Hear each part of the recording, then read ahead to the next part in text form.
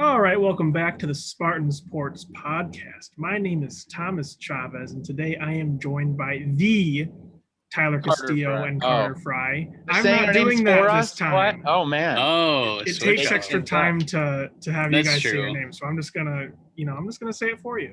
There's always like know. that little awkward silence in between Yeah, each time. that second of me. Oh, Carter Fry.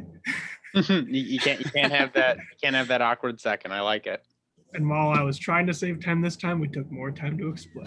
That's just how it works. Well, now that we explained it on Content. this episode, Content. you People don't know have who to. we are by now. All 23 of our faithful viewers. Well, as we all know, boys, it is a Thursday night, as always. We were off last week because I was at Buffalo Wild Wings and everyone else was tired. So it's fair. It's okay. We deserve time off. I've got such a busy life right now. I'm running around doing everything. I feel like 24/7. That's fair. Work has been hitting hard recently. Yeah, 100%. That's how it be. Yeah. The grind. But as always, we are watching basketball. NBA playoffs are in full swing. Some series are done. Some series are not. I mean, I don't really have too much to lead into this with, so we can just start talking. Tyler, I know you have a lot to say about your boy Carmelo and the Blazers. So why don't you get us rolling? You want to start with that? Okay, so picture this. A young 21-year young adult is laying in his bed. He's watching Damian Lillard have one of the best playoff performances ever and just being a complete maniac. Like, I just want to start with, how is Damian Lillard that good? Because this dude's hitting contested threes and one layups, just literally putting all of Portland on his back. And then he's got people like CJ McCollum and, I hate to say it, Carmelo Anthony, just selling him all night long, dude. Selling, like, just Hall of Fame sellout performances right there. Like, put that in the Hall of Fame for sellouts, because CJ, terrible shooting wise. He did hit a pretty clutch three, but like steps out of bounds. Melo can't hit a shot to save his life, has a couple turnovers. Covington's not there on defensive rotations. Like, he's just short. And the Nuggets obviously look like the way better team, other than the fact that the Trailblazers had Damian Lillard. So it was sad to see, because Dame literally had 12 threes, 55 points, 10 assists, and they still lost the game. But and that's tough to see, because I don't even like to think about what Denver would be like if they had Jamal Murray right now, because it wouldn't be a series.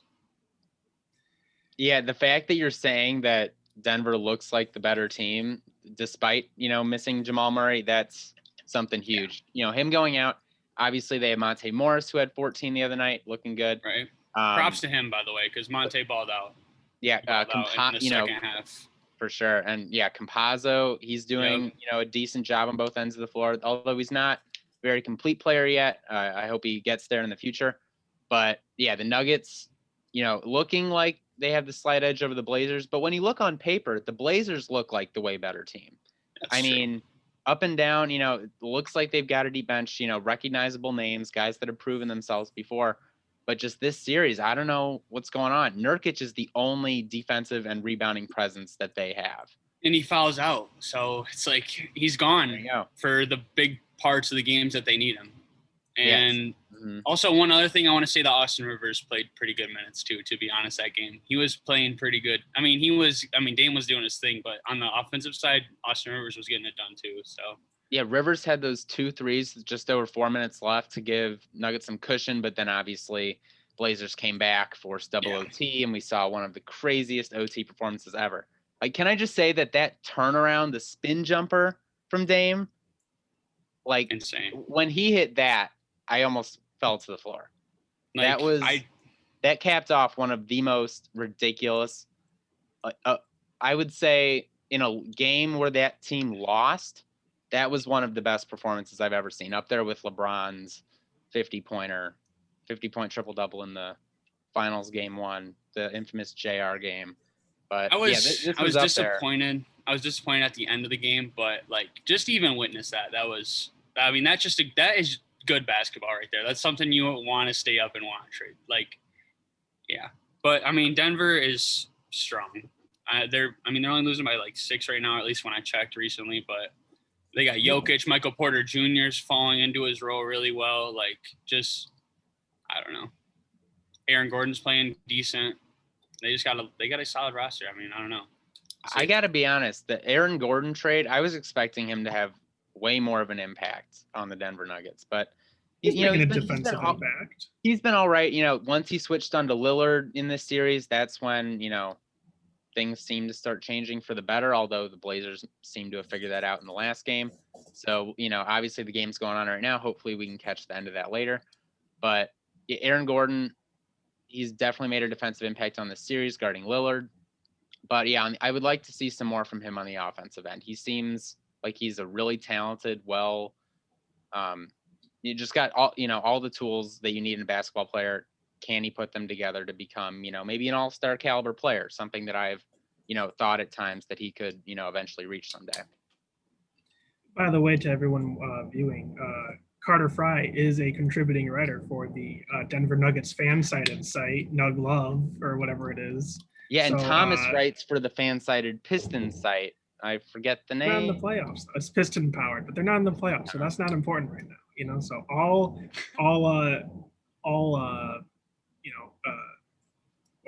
takes regarding the Denver Nuggets have to go through Carter before we can confirm or deny them.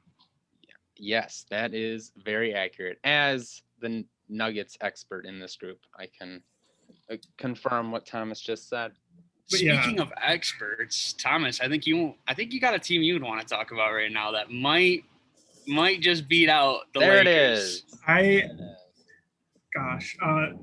I'm so sad right now, honestly, because I would be so much more confident that Phoenix wins this game if Chris Paul wasn't hurt.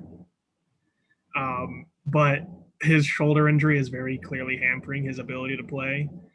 But if the Lakers lose in game 6 or 7, hopefully game 6 tonight, the Suns have just as good a chance as any other team in the West to make it to the finals. And that'll be great for Chris Paul. He's had his entire career, probably one of the unluckiest careers in NBA history. An injury is always hampering him or one of his teammates that they need. So just to see him playing well and be able to make it deep in the playoffs is going to be nice. But, the Lakers very clearly are diminished without Anthony Davis. And I think he's going to try and play tonight, but I honestly doubt it's going to be an effective game for him. And if he's not going to be effective, it's not going to, he's not going to make much of an impact on the game. But yeah, LeBron's putting the team on his back right now. And as we saw 2 nights ago, it was no. LeBron is not the same as he was in Cleveland. He did say he'll never be 100% again after that high ankle sprain. So, I mean, what else would you expect? Well, I thought he was trying to overplay it so that people would underestimate him and then be like, oh, Well, that's what LeBron always does. But yeah, trying to write the narrative. But this time, I don't know if he's. I think you can tell he's still hurt though, because he's not driving to the basket with confidence. He's settling for mid-range and outside jump shots instead of being a freight train to the rim, which isn't his weakness, but it's never super been his strong suit. Like, he could always turn to it if he needed to, but going to the rack and creating that energy and just doing LeBron things has always been what gets everything flowing and going. You know what I'm saying? Like, but without that, then there's. And without Anthony Davis, the Suns have been able to just have all of their defensive rotations be based around LeBron.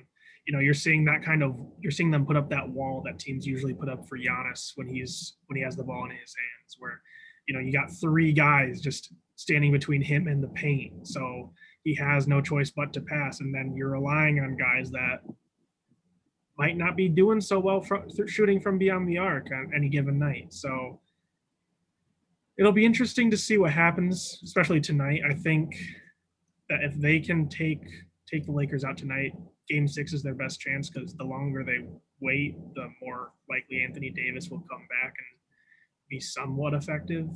But I think Game 6, hopefully Suns win. I did not watch the Nuggets-Blazers game the other night because I was distracted by the Suns just completely outperforming the Lakers. And I switched it out because I thought the game was going to end with like at the end of the game. And I was like, oh, there's like 4 seconds left. Oh, okay. And then I was like, oh, crap, it's an overtime. And then by the time it was the second overtime is when I switched over. But yeah. At least you got to watch second OT. I'm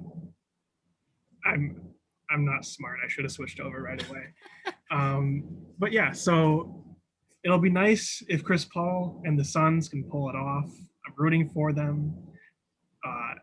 This Pistons fan is rooting for Phoenix Suns to go all the way because they have the greatest point guard of all time, Chris Paul. And yeah, that's the Suns. I'm just scared. I hope the Suns win Game 6 because, I mean, I just know LeBron Game 7 is a whole different breed. So, we'll see. Plus, if AD can come back partially at a healthy rate and get good minutes, then it's scary. But also with the Chris Paul injury that we're talking about, one, I do want to comment that, yeah, he has always gotten screwed over. I feel like every time playoffs come, someone on his team or him gets hurt, and then it's just like downhill from there. But the good thing about it is he's got a super young core to work around. Ayton and Booker are doing their thing. I mean, when Booker's on, Booker's on. He's insane. But Ayton I think everybody has known so that. well this series too. Yeah. This is like a coming out party for DeAndre Ayton. You know, people talked about how, he's not as physical as he should be. He's not as confident with the ball as he should be. And he's coming out here and dominating Andre Drummond and, you know, Marc Gasol and Montrezl Harrell hasn't even played because I don't know. But Frank Vogel doesn't like him apparently. Yeah, he played like 4 minutes one game or something like that. But you know, he's been coming out and asserting himself as the best center in the series, so that's good for him. But yeah, dominant. Devin Booker just can take over a game at any given moment. You know, I think Suns got a chance here. And news today, Chris Paul it's rumored Chris Paul is going to be turning down his player option this offseason because he wants to get one last big contract before he gets too old. So we'll see. I hope the Suns would re-sign him because, you know, he's going to be a key part to them, you know, winning a championship in the future because how are you going to replace, you know, all-star caliber point guard play? But we'll see what happens with free agency this offseason as well with him. Pistons need to sign him. He does not fit the Pistons timeline. I don't care. He goes to teams and he changes them. I'm telling you, he needs to come to the Pistons. But what ends up happening is he comes to the Pistons, they make the playoffs, they don't win a championship, and then he leaves and retires, and the Pistons are always screwed over. You're right. Yeah, you're right. Never mind. I take it back. You know, fade for Cade, Evan Mobley, or, you know. Yep, Cade Cunningham, baby. Let's go. We'll see what happens there. But they're not in the playoffs, Tyler. Yeah, off that. Sorry. I just want to say that. Sorry. Pistons aren't in the playoffs. Sorry. Okay. Yeah, one thing I will throw in there about Ayton, I was like very high on Ayton when he was coming into the NBA. Like I was like, he's definitely deserving of the number 1 pick. Like he's going to be an all-star, you know, in his second season, blah, blah, blah. None of that's really happened yet, but seeing him in this series has really got me excited, and I cannot wait to watch some more Suns basketball because, like you guys said, watching him, Booker, and Chris Paul just doing their thing is definitely some of the best basketball that you can tune into in the NBA right now. Yeah. All right. So there's one more series still going on in the West right now. Clippers and Dallas. If Dallas plays as well as they did yesterday, it's going to be over in Game 6 or games. Yeah, Game 6. Just need a little bit of that Luka magic, baby. Luka Doncic has asserted himself as the best player in this series, without question in my head. Easily. You know, as good as Kawhi is, Luka's just complete. He's a different kind of basketball player. And when I watch him, he looks so clumsy when he dribbles the basketball. I feel like he looks like he's such a casual basketball player, and he just does these insane things, and you're like, how do you do that? Like, you look like waltzes up the court, looks clumsy when he dribbles. I mean, takes off-balance shots, but I mean, he hits. I don't know. He's hitting Just, 1-footer fadeaways from three, like just casually. Like it's. He's gonna be. He's the best player in the league in like a couple years. I swear. Yeah. He makes me think more than anyone else that I could make the league. Just watching him play, I'm like, oh, I'm kind of clunky like that. Like I kind of shoot like he does, and then, I go to the gym and I can't hit. I go 0 for 20. Yeah, he's different, dude. I love Luka. I don't know why. He's got it like he doesn't really have a swagger, but he has a swagger to him, like in his own way. Like I don't know how to explain it. It's that smile. I almost wore my Luka jersey today. You have a Luka jersey? I do. I could go grab it right now. Dude, I need to buy a Luka jersey. No, you got to invest in a Chris Paul jersey. No, Thomas. Get them while they're hot, Tyler. Get yourself a Portland Mellow jersey. I also need to do that. You can have my Knicks Mellow jersey if you want it. I used to have a Knicks Mellow jersey, but I lost it, and I'm actually really sad about it still. I lost it. I lost it in like sophomore year. So my Knicks Mellow jersey is not officially licensed by the NBA. I got it off. I saw it on sale on eBay, and it was not what I thought it was. Yeah, that's funny. But yeah, I don't know. There's not too much to say about the Lakers-Mavs series. I think it's pretty much settled at this point that the Mavs are probably going to win. Boban came in that game and kind of just. He started, right? No? Yeah, they kind of just used Boban as like a meat shield between the Clippers and the rim. They could not drive to the basket at all when Boban was in, and 3-point shooting is only so reliable. So, I mean, if Boban's the difference maker in this series, good for him. And he's not totally incapable on offense either. He's hitting hook shots. I think he's hit a 3 before in an NBA game. Advanced stats love Boban because he is like one of the most efficient players, and he doesn't play a lot of minutes, but he just puts up like 7 points in like 11 minutes a night. It's so weird. Yeah, I mean, you just throw him in there, and he does his job. He literally can just do this and just drop her in the hoop. Yeah, he doesn't even have to like jump. He just goes dunk.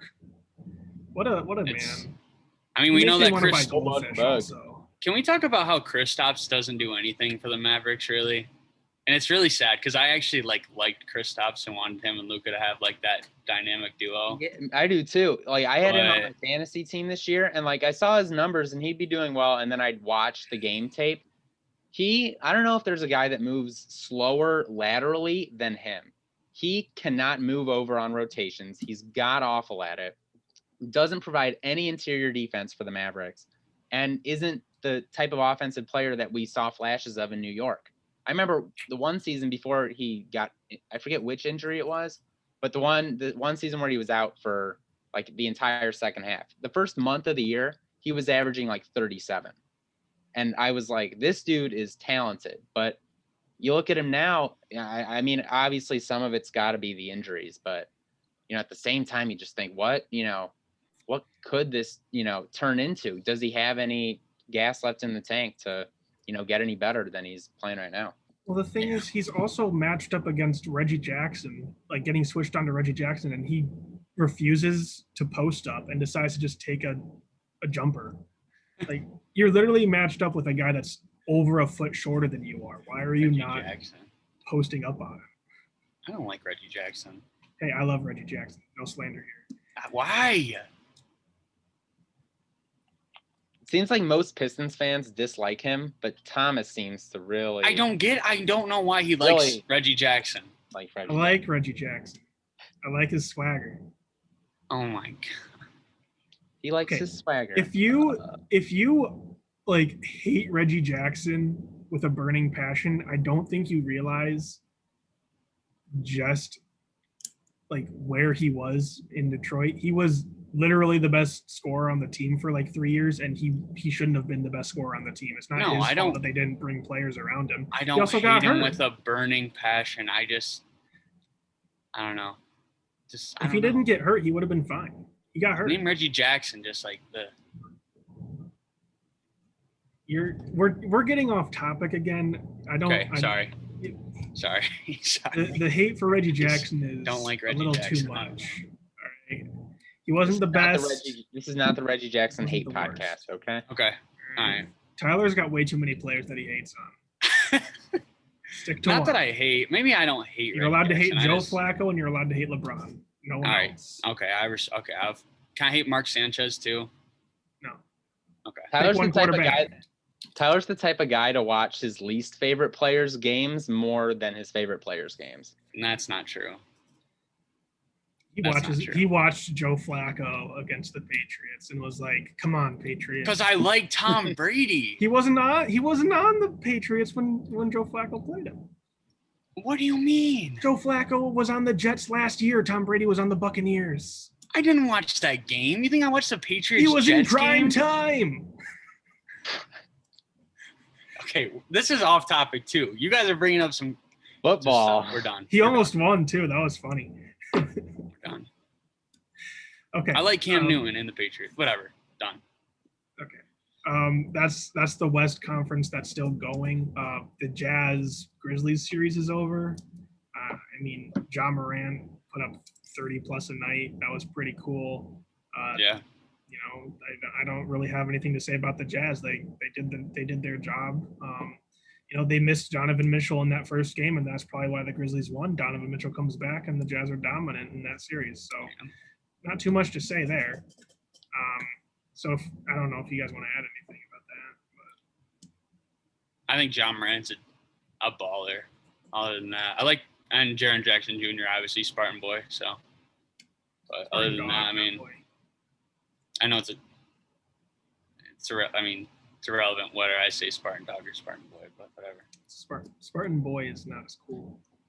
Yeah, if Memphis keeps developing their young core, and they might sign free agent or two, some big names, I could see them being like a 4 or 5 seed, next year, maybe the year after. Yeah, if Ja Morant keeps improving, if he can if they can get a 20 plus point scorer for once on their roster, I mean, whether that's Ja Morant, which it probably should be, or they, get someone else. They need someone that's going to put up 20 plus points, because not many teams that our playoff teams have no 20 plus point score. So hopefully, someone does that. I don't know. Jaren's probably not going to do it, but I'm actually sad that the Warriors didn't beat them. As much as I like Ja Morant and the Grizzlies, it would have been way cooler to see Steph Curry in the playoffs. Not gonna lie. Definitely. Well, it didn't happen. Okay, sorry. Playoffs. Hypotheticals do not exist. Okay, so do we think that? Okay, you guys are just ripping me all podcast long. Are you gonna call me Skip Bayless? Are you gonna call me Skip Bayless Jr. again, Thomas? No. Whoa, I didn't go there. No. Okay. No. All right. I'm not gonna go Anyways, there. all right. Let me talk about something in the playoffs then. I have a question for you guys. Do you think that we're getting the best matchup in the second round of the East playoffs with the Bucks and the Nets? Do you think that the finals will be better, or do you think that the Bucks and Nets series will be the best series we see all playoffs? I think that the finals I think that this is definitely going to be the best non-finals matchup of the playoffs. The finals potentially could, depending on how healthy all the teams are entering it. Like if Chris Paul's at 100%, I think that the Phoenix Suns can be competitive with either the Bucks or the Nets. If the Jazz are 100%, I think they can be competitive and go to the 6 and 7 game series. I think besides that potential finals matchup, Nets Bucks is going to definitely go to 7 games. That's what I was thinking as well. And I think it's going to be a battle it's going to be a battle of attrition, I think. Because I think that Giannis, Middleton, and Drew Holiday all match up well against the Nets' 3 superstars. Giannis can guard KD, Middleton can guard Harden, and Drew Holiday can guard Irving. I think it's going to be a question of, just who can out muscle the other, who can, I think it's going to be a little bit grittier because just how well they're going to match up against each other. And if the Bucks defense can, slow down the Nets offense enough, or whether or not the Nets can just put up enough points, because I don't think their defense is going to be enough to slow Giannis and everyone else there. But yeah, I think it's definitely going to be the most competitive of all of the non-finals series. Yeah, I mean, the Bucks, they've got a squad. Although Brooklyn's got their big three, don't forget about Milwaukee. Chris Middleton, I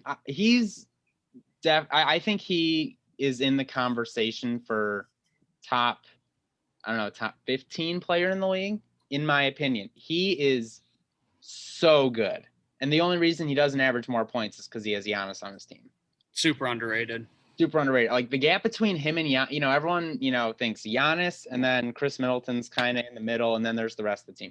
I think Chris Middleton is like, I don't know about 1A, 1B, but maybe 1A, 1C. Chris Middleton is very, very good. And I think that he is going to be key for the Bucks in this series. I think Chris Middleton is going to go off against the Brooklyn Nets. We'll see. I'm excited. That series is going to be so good. That series is very exciting to look forward to. And I hope it goes 7. I'm just worried because Brooklyn, I mean, they got a big three, but their fourth scoring option is is Joe Harris. And that dude can turn it on sometimes. Like, I'm not saying he can turn it on whenever he wants, but when Joe Harris is on, he's on too. Like, he's a sniper. And I mean, with Blake Griffin on the court too. Other than that though, like, I just don't know how super depth-wise, like Brooklyn is. And I think that Milwaukee might have a little bit more depth than them on the bench and everything, but we'll see. It's going to be interesting for sure. But I think that if the Clippers and the Lakers both get bounced in the first round or the second round, I don't know. Actually, if Phoenix makes it to the finals, like Thomas said, it would be a good finals with whoever they play. But this might be one of the best series that we see. Definitely in the playoffs. So we'll see. I don't know.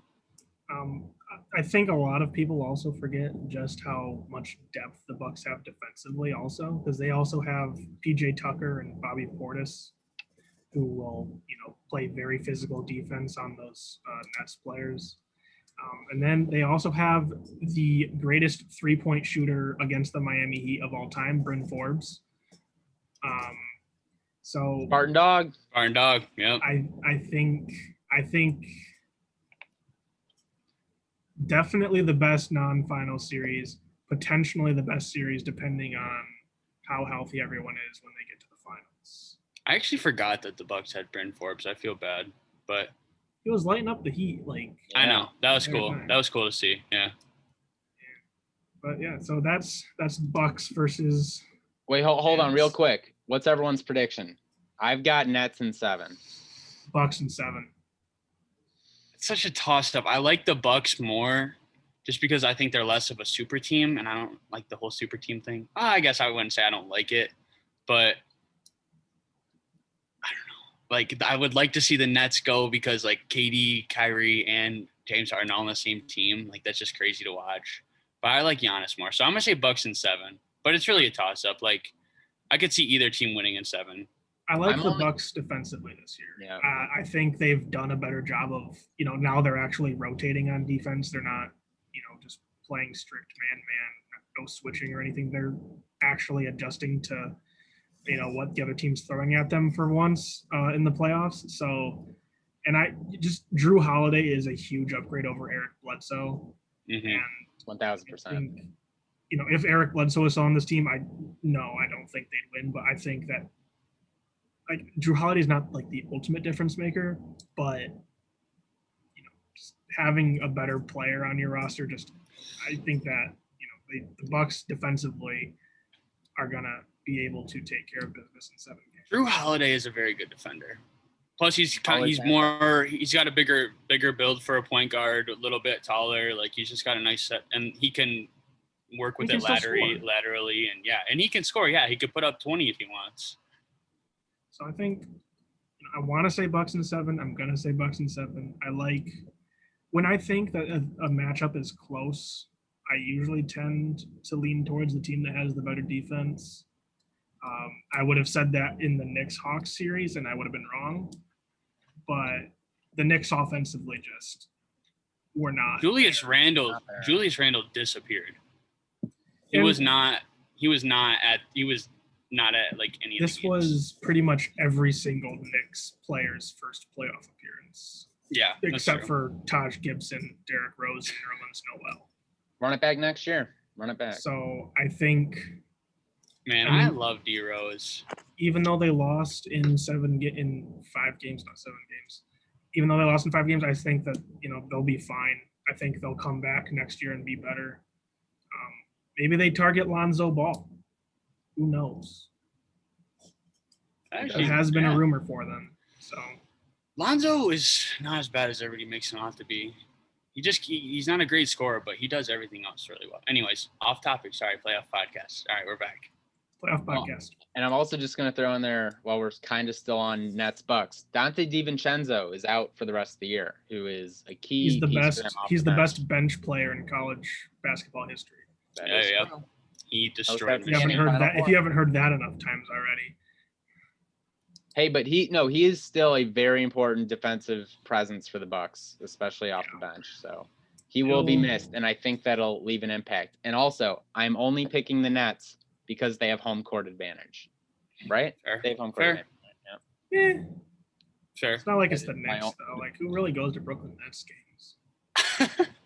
But no. It's more important, especially for the Nets when they don't have the greatest home court. It's more important that they're not in Milwaukee because those fans are crazy. That's true. Yeah, the Milwaukee might as well be at a neutral court. Also, I just want to add that Trae Young completely disrespected the Knicks. Oh yeah, we have to. We're gonna get into the other Eastern Conference series. We'll get into that too. Yeah. Okay. I mean, I don't think we really need to touch on the Celtics Nets series or the Bucks Heat series too much. No. Those were just, Celtics were completely outmatched. I feel bad for Jason Tatum, but Tatum's a beast. If we can go off on a quick tangent, what are the Celtics doing right now with their front office? I don't know. Stevens, like why are you putting your head coach? Well, I understand. Like Stevens is I'm tired from coaching. I need to be in the front office now. But when has that ever worked? Was Pat Riley coach? Pat Riley was. And then he went. He took some time. Okay, well off. then Pat Riley, Greg Popovich. Who else? Phil Jackson did not work. Yeah, that's true. Stan Van Gundy, when he was the head coach and the general manager, did not work. Doc Rivers did not work. Flip Saunders. We'll see. So, he was the. Stevens is young though. I'm pretty sure Popovich was the GM before he was the head coach too. If I'm getting it right, he made himself head coach. Wasn't that Pat Riley too? I feel like, or no? I think Pat Riley was the coach of the Heat and then transitioned to GM of the Heat. But then didn't he even make himself the coach too while he was GM or something like that? Probably. I don't know. He's a weird dude. I feel like he'd do it. He probably should just make himself the head coach now too. No, Eric Spoelstra is actually pretty decent. Yeah, he's one of the best. I don't know. In the league. It's weird what the Celtics are doing right now. How is Brad Stevens tired of coaching? He hasn't even been coaching for that long. I don't know. Like that makes no sense. He said that after the bubble, he was just tired of it. Like he's just fed up. He probably saw how cushy the job was for Ainge and how he wasn't going to get fired even if the team was bad. So he decided I'm better off in the GM spot, not getting fired, than the head coaching spot and probably getting fired if we don't play well. Now, do we think that Stevens was pushing Ainge out? No, I think that Ainge. I think Ainge was like, nah, I'm out. Ainge pieced out when he realized that the roster wasn't gonna do anything more than be a 5th seed. Yep. Dude, I just think that if the Celtics pulled it together, it sucked that Jaylen Brown got hurt because I think they could have definitely had maybe an extra game from Brooklyn if they had Jaylen Brown. Also, I'm just sad that Kemba Walker fell off because I love Kemba Walker. But yeah, knee surgeries for point guards especially have not fared well. Yeah, and he's also now over 30 years old, and he's on a mat. If he wasn't on that huge contract, I don't think we'd be talking about him being, washed. Yeah. Like if he was making like 20 or something, people wouldn't be worried about, how effective he is because he's fine. He's just not max contract. Fine. Yeah, That's but true. Even so, he's still not to where he was with the Hornets. Like, even though he's not playing at, the level for the, max contract, he's still not even playing to what he was in Charlotte, which wasn't, I don't think, a max, deserving of a max, but up there. He was an all-star. The thing is, though, more than anything, his contract just has them capped out. Because now they have his contract, Jalen's contract, and Tatum's contract to deal with. And that's, 75% of your cap space, if not more. So there's not a lot to work with there. And Stevens kind of took the job and is now in a tough spot because there's no cap room. No one wants to take Kemba's contract. And your team's kind of peaked at this point because you don't really have enough role players around Tatum and Brown to really, put you into championship contention. So what if he has like a mastermind plan though? I don't know. I feel like if someone like pops up into a GM spot and like they want to do that, like I feel like they have at least something formulating in their head. I'm not saying it would work, but like they definitely got something in the works. I feel like everyone except for Tatum and Brown is available to trade for, Probably. Even Marcus Smart, as much as, he's a fan favorite there, he's probably available as well. Well, we saw with IT how little the Celtics give, craps about, loyalty and players that have been there a while. So fair. I don't know if that's going to change now. But, go back a couple of years, they signed Kemba and Gordon Hayward, barring injuries. And, you want that Gordon Hayward that was killing it in Utah. You want that Kemba, that's killing it in Charlotte. You make those moves 10 out of 10 times every time.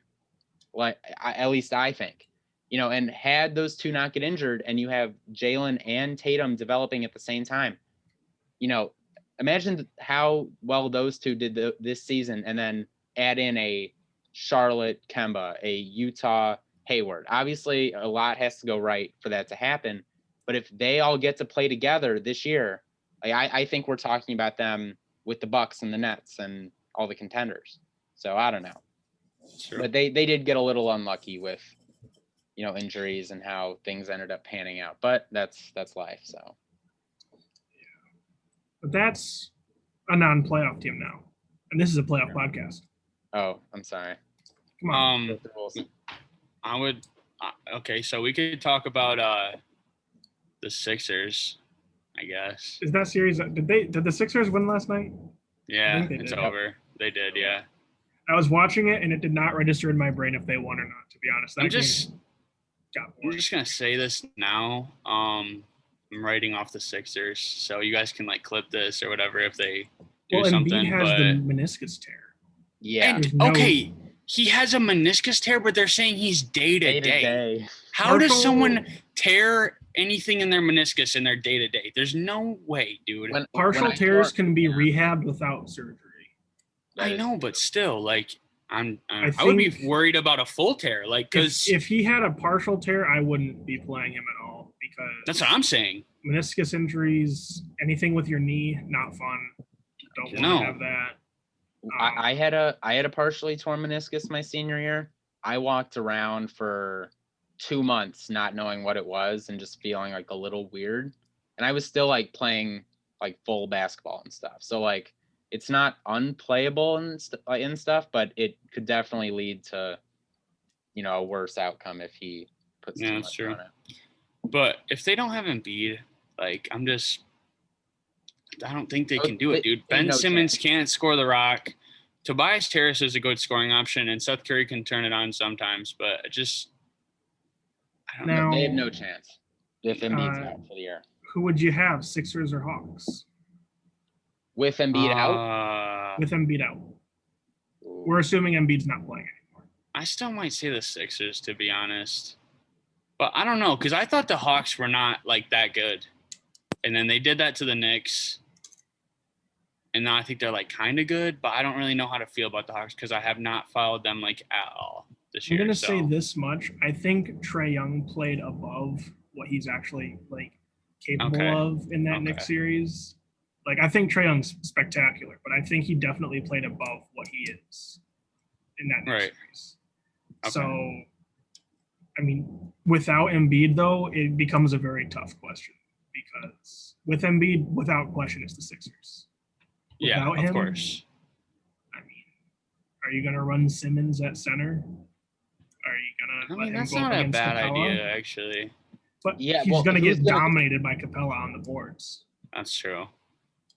Yeah, I mean, Capella was what, like second or third in rebounding this year? I mean, no offense. I think Dwight Howard would also get dominated by Capella. I was gonna say you could just throw Dwight Howard and solve all your problems right there.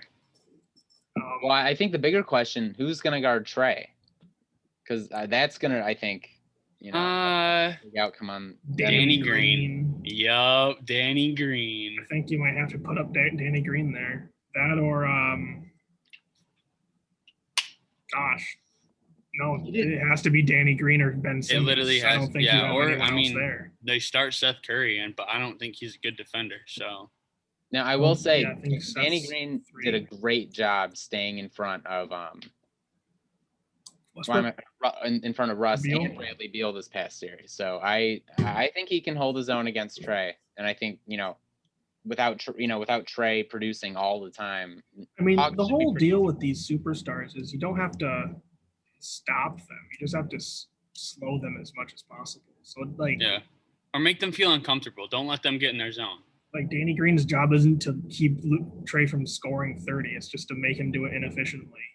Yeah. You can score as many points as if you want. If you're just going to score under 50% of from the floor, if you shoot 40%, go ahead and score 30. That means you miss 60% of your shots. I want to add something about the Wizards. I know this is a playoff podcast, but I just want to say really fast that I feel bad for Bradley Beal. Yeah, because I was watching the blowout game. Well, actually, there was multiple, but I think it was game 4. And I mean, Bradley Beal was like the only person that was productive for the Wizards. Everybody else was just like, Russ. I don't know. Russ was bad on offense in that series. He had like 20 shots a game, but he only hit like 5 or 6. If Russ is the Wizards' third best player, I think that they're a better team. I don't think Russ can be your second best player and you be good. Yeah, that's true. I think at this point, if Russ wants to win a championship, he's got to be on a team with 2 primary scoring options ahead of him. So that he can still dish it out, grab his rebounds, be the team player that he is, but he doesn't have to be putting up those contested, mid-ranges in people's faces for no reason. Yeah, the other thing with Russ is he settles for jump shots. That's what I'm talking about, those mid-ranges. Yeah. Like, just find the lane for guy. And they just clank. Yeah. Like, I mean, he can still get, 10 points, and then he'll still get his triple-doubles, but, Right. That's all you need. Other than that, he does everything else so well. He's a great playmaker. He's great at getting boards. He's good. He's good at probably creating space. He cannot be a secondary option for a team or primary option. He pushes himself too much, I think. And I don't know. He tries to do too much. Yeah, definitely. Gosh. Okay. Sorry. Playoff podcast. No, it's fine. This isn't a playoff podcast anymore. Okay. Well, I mean, the teams that we're talking about, they were in the playoffs. It's an eliminated podcast. Right. Now. And No, but I mean, Wizards will probably be back in the playoffs next year as well. I mean, I'm sure they got to make a move of some sort. You got to give Bradley Beal more help. Yeah. But yeah. Other series that have already finished, Knicks Hawks. That was really sad. I was expecting it to be a 7-game series. Yeah, me too. Knicks just didn't show up offensively. Can we talk about how Trae Young is embracing the villain role? Yeah, it's so weird because he's like he looks like he's 12. Yeah, it's kind of sick though because he's like He's got like a balding 12-year-old. It's really weird. He's that short little annoying kid on the playground. Yeah, but he backs up his talk with his play. Yeah. Or at least he did this series. If I were Trae Young, I'd go for the full bald look because all of the best NBA players have been bald. Michael Jordan, Kobe, LeBron if he finally comes through on his baldness, and Dwayne Dedman. So I thought you were gonna say Wade, but then the Dedman came out. So if Trae Young can just accept being bald, I think immediate top 5 player of all time. Yeah, I agree. That's all I have to say.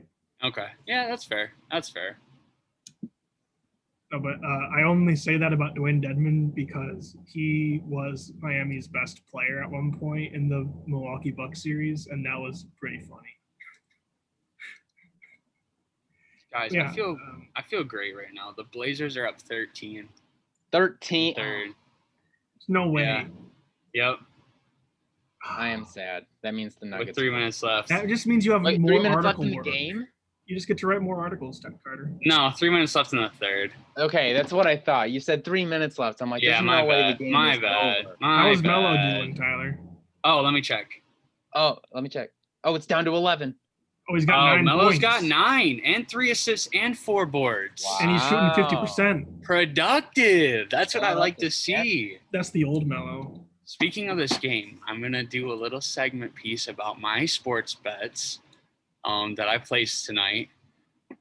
So, yeah, I don't know. I got into sports betting recently, and it's fun. I like to do it. I'm actually up money, which I'm proud of myself about. I put 35 in. I have 85 in my account right now. So, thank you. Appreciate that. Wait. Right now, I have it. Boom. Right now, I'm running an odds boost. Thank you. Thank you, guys. Thank you. No, stop. Okay. Right now, I'm running an odds boost on Dame. It's plus 450.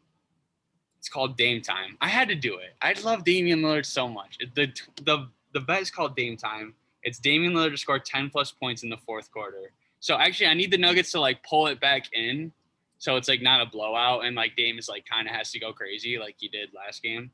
So that could win me some money, and then I got a little parlay too. I bet the Suns money line because I'm feeling cheeky, and I think that the Suns can pull it out, and I don't have to bet a spread. And then I bet the Trailblazers spread, which was -5. So feeling good. I'm feeling good about it. I hope you win every single one of your bets. Win some big money. I think that you probably will, except for the Damian Lillard one. I'm actually scared about that one. Yeah, I'm actually scared now. But actually, I'll be okay.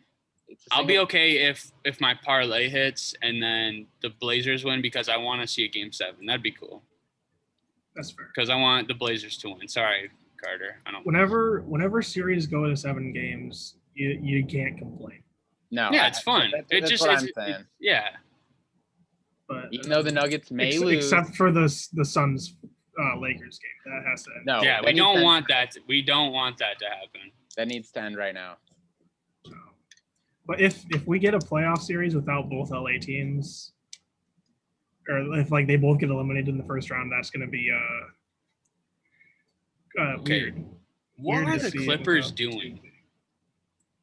What are the Clippers doing? With their team or just in the playoffs? I just don't get it. They have such a better team than Dallas, and they're letting Luka just single-handedly beat them. Hey, I saw something. Maybe he's actually the best player on the planet, and we're just too afraid to admit it. I would put Luka in the top 3. Yeah. Now. Just the way he is a dominant basketball player, and anyone that I remember people after his rookie year were like, "Oh, he has a low ceiling." No, this man is. He has probably I think he has the highest ceiling maybe ever. Because I'm just saying, LeBron, this dude, since he was 16, has been playing in the pros. People said once he got drafted at 18 years old that he was going to fit in and just run with the system, and he has.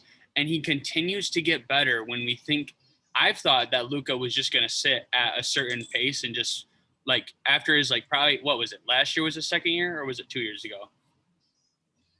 This is his third. This is his season? third year. Yeah, after last year, I was like, okay, like I think he's probably gonna run at a steady pace now, but I just think he keeps getting better and better, and I think that actually, okay, well, he probably doesn't have the highest ceiling ever because we obviously know that LeBron does because everybody was like, oh my God, LeBron, 16-year-old phenom, the chosen one. I would. I don't like LeBron. I'm sorry. Okay, I'm sorry. I mean, we know. I'm not the biggest LeBron fan, but I'm not going to hate on him. I mean, he's a great player. He's just the second greatest basketball player to ever grace the court. That's all. Number 2. Oh, third? Chris Paul. Yeah, stop. No. Tyler, did you not see that coming? No, I knew it was, but I didn't know if he had actually someone else like in mind. So I just wanted to. I mean, LeBron and MJ, I'm not even going to like ever argue which one's better because they were both really great. So I don't even care who's better or not, to be honest. Right. My brother's dog is outside the room playing. I was going to say, whose dog is going crazy on a chew toy right now? She's having a good time. What can I say? Hey, can we get a quick Nuggets are back within 4? Okay. Yes. Fourth quarter is about to be a good one, okay. It looks like. Game time, baby. With what remaining time we have, I would like to ask you guys, 5 favorite players in NBA history. Who are your 5 favorite players? Oh. Can you include current players? Current or former, I don't care. Gotcha. All right. No particular order. Jordan, Curry, Larry Bird, Derrick Rose, Vince Carter. Okay, I like that. And then sitting at 6 and 7 looking in, we have Reggie Miller and Jimmy Butler. Okay.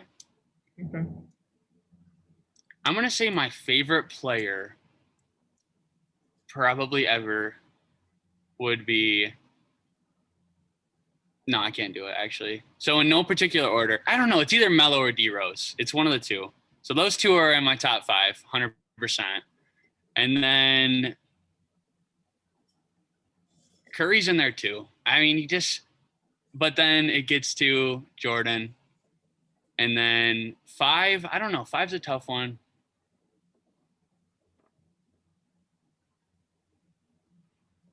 I'm going to say Luka.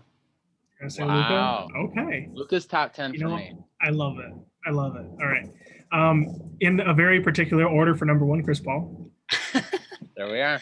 I think that's obvious. I've made that obvious from day one. Then no particular order after that. Jaylen Brown. Like it. Kobe. Gosh, am I at 3? Damn, I feel I actually should have put Kobe at number 5. This is harder. This is harder than I thought, to be honest. This is harder when I asked it. Reggie Jackson.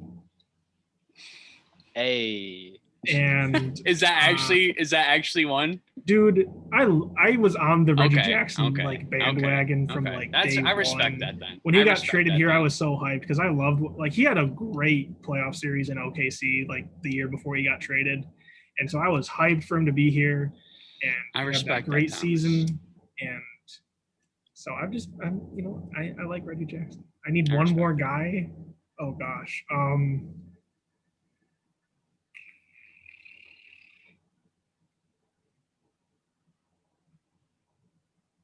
Miles Bridges. Let's just go with Miles Bridges. Barn dogs. Okay. Also, I would like to change my list because I rethought about it. So, tied at first is Melo and D-Rose still. And then a firm 3 is Jordan. 4, Kobe. And then 5 is Curry. And then 6 is Luka, looking on the inside. Okay. But I just felt bad because, Kobe actually has been one of, my favorite players. When he died, I was, literally crying, bawling my eyes out. Same. I was literally bawling in my dorm room. I was sitting in my chair just bawling my eyes out for it. And I don't even know why, but, he was just, that impactful of a player that, you just have to,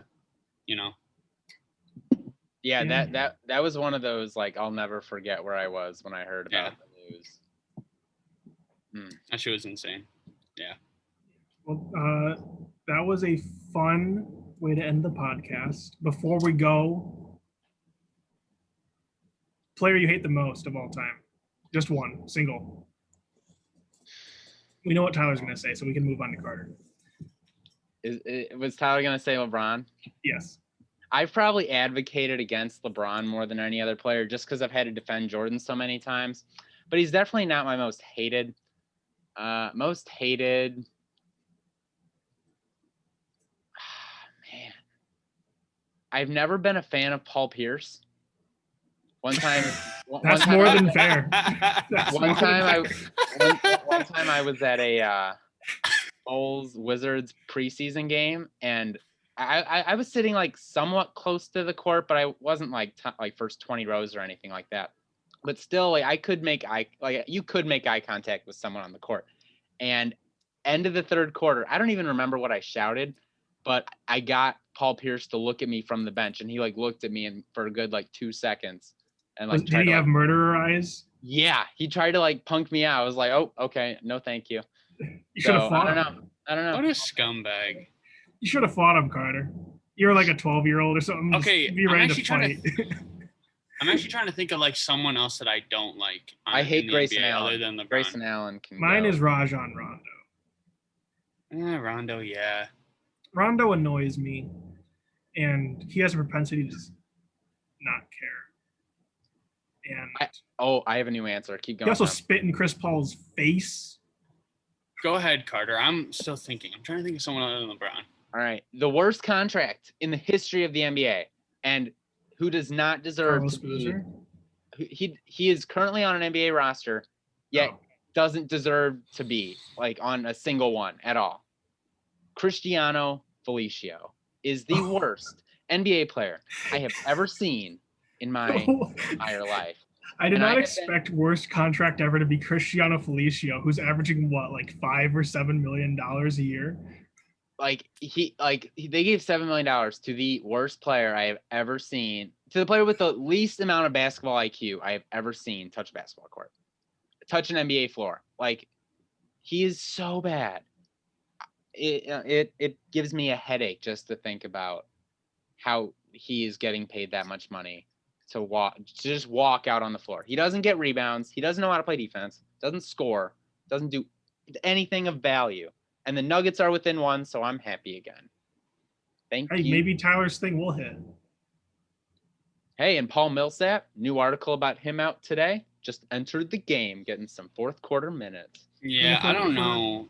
I can't think of someone else that I hate. Tyler exclusively hates the most elite players of all time. He hates Joe Flacco. He hates LeBron James. I mean, I wouldn't be surprised. I know that there's more players that I hate. I just can't think of them right now. He's a Ryan Fitzpatrick hater. I know. What? You hate the elite of the elite, dude. Oh my gosh. There's no getting past it. Before we do leave, I know I've said this already, but everyone next year vote Ryan Fitzpatrick into the Pro Bowl. If he does not make a Pro Bowl before he retires, he will not be Hall of Fame eligible. Yeah. Gotta do it. Everyone vote for the culture. You have to do it for the culture. The Pro Bowl this year. He will be the biggest Hall of Fame snub if he does not make it in. And that is all I have to say today. We stand Ryan Fitzpatrick on this podcast. I mean, I'll advocate for him to be in the Pro Bowl all year. Oh, okay. I wouldn't say I hate this player, but someone I don't really like, and this might throw you guys off guard, to be honest. I think Carter knows this, but he might have forgot. James Harden. He is a lot of people's most hated player, but he's one of my favorites. So I used to love James Harden. It's not that I hate him. It's just that I don't particularly like him that much. I think that he flops too much. And I think that a lot of his scoring comes from the free throw line. I'm just so indifferent on him now. I used to love James Harden. Yeah, I don't like that. I thought the way he left Houston was so petty, and I hated him for a hot sec. But now I don't hate him. I respect James Harden. Like, I'm glad he's doing his thing in Brooklyn, actually, because I didn't like him with the Rockets, really. That's mostly it, because when he's like the number one guy, he's doing a lot of that floppy shit and taking 100 shots and not being super accurate. But with Brooklyn, he can just, he can do his thing, and just fit in perfectly with those guys. So, Tyler, watch your language. You're gonna get us demonetized. I'm sorry. It's only like the first it's only like the first 30 seconds they check. So it's we're not even monetized anyways. So I know. Why aren't we? We got to be making the big money. First, we need to get sponsored by Manscaped. Oh, that's true. We have Blockbuster sponsor this episode. Blockbuster, baby. Let's have AMC sponsor this. To the moon. GameStop. Power to the players. I know, man. GameStop, yeah. We'll just keep throwing out sponsors until someone finally hits. Yep. Sony. I'll take a Sony sponsorship. These companies don't sponsor YouTubers. It doesn't matter. I'd take one anyway. So we had Manscaped, and that was the last company that sponsored YouTubers that was on. But yeah, so that's all the time we have for today. In approximately 22 minutes, the Suns-Lakers game is going to be tipping off, so I'm not missing that. Be sure to like, comment, subscribe. We always say that, and it seems like none of you are. Comment suggestion: top 5 favorite NBA players, or double it up, most hated NBA player, and why? Why not? And of course, be sure to check out Carter on Nug Love. Check out his stuff. You can check out my stuff if you really want to. Go check out Thomas's stuff. I know the Pistons aren't too in the news right now, but I have fun over there. We have. You guys can check out my stuff too. Where? Nowhere. His Twitter account. I don't have stuff. He has a Twitter account. Don't worry. I do have a Twitter account. On Twitter. You'll have to find it yourself, though. We're not giving it to you. Yeah, there you go. And it's only occasionally funny, so follow at your own risk. That's all the time we have today, everyone. Have a great rest of your week. We'll see you next week, hopefully, unless we decide to take another break. We'll see. But have a great summer, Hags, as people used to write in the yearbooks. Hags. And that's a throwback. Bye, everyone.